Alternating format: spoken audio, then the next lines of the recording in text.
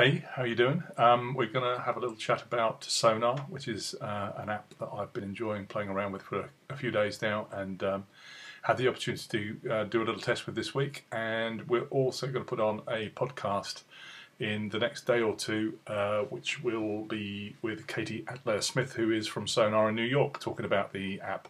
So without further ado, I'll get into it and show you some detail of what happened to me this week. Start. Okay, so the Social Media World Forum 2012 was held at Olympia this week, and Sonar, it seemed like a good opportunity to go and test it, and here's some shots to prove I was there, and also some of the interesting people that you do get to meet at these sort of shows on what was a very nice sunny spring day.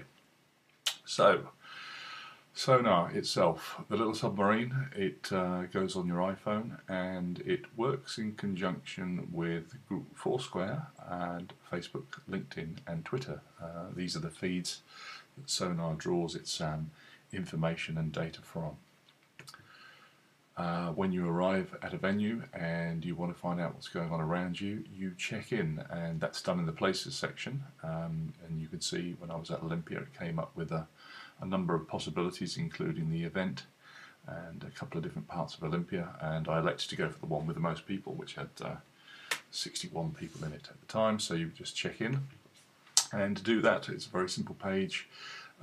As you can see, Foursquare, Facebook, Twitter, and I think if you scroll across you find that LinkedIn is there. So once you do check in, you do get a post on each of those media sites telling everybody where you are as well, who are not at the event.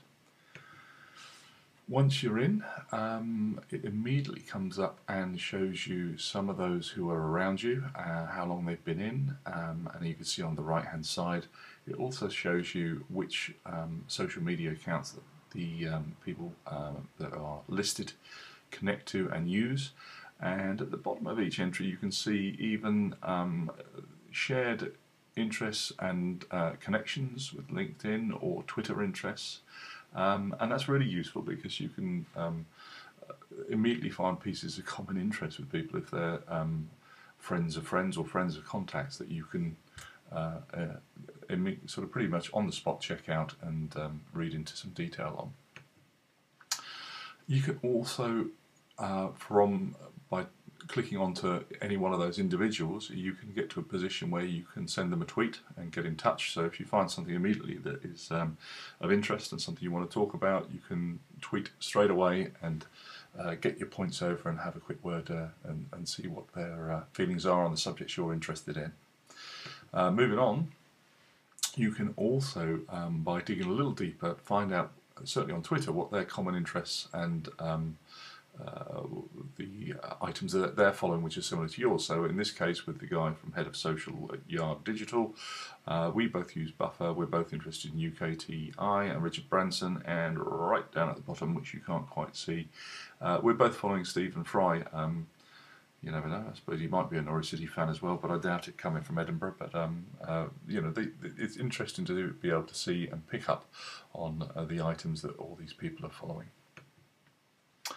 Okay, so now we come back to people and places, and another section on people, which is where the Sonar algorithm really does try to get very intuitive and is quite interesting in that it looks into people's accounts and what they publicly allow others to see, and notes up and links up the other people that are of interest to you. So as you can see with most of these guys, they're also following on Twitter Brian Solis, and once again Chris Brogan's name comes up.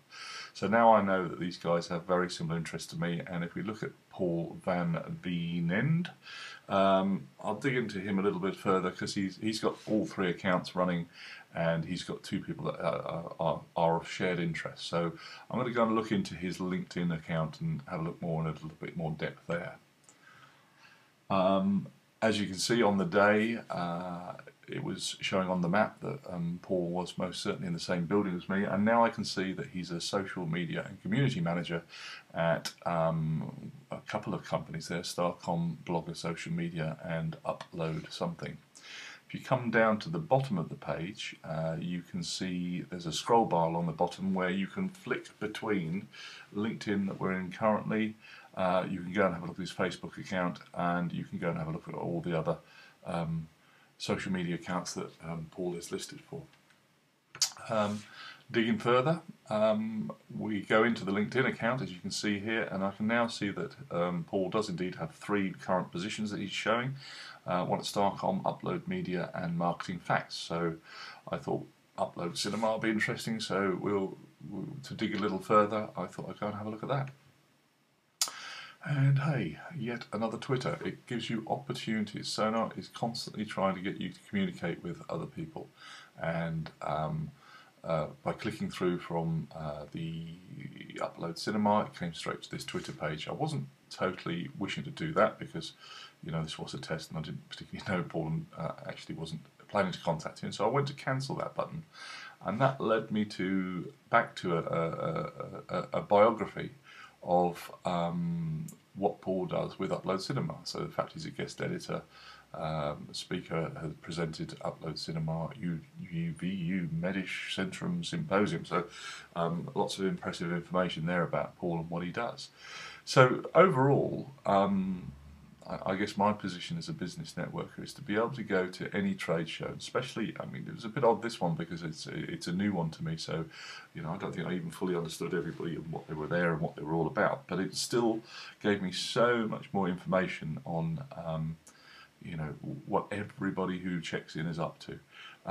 If you're at a trade show where you have a lot of connections and a lot of knowledge in an industry, this is going to be a really, really useful tool to take yourselves further on and get you connected with those people that you really, really want to connect with. So what I'm doing now, there is a podcast which isn't up yet, but will be a little later this week.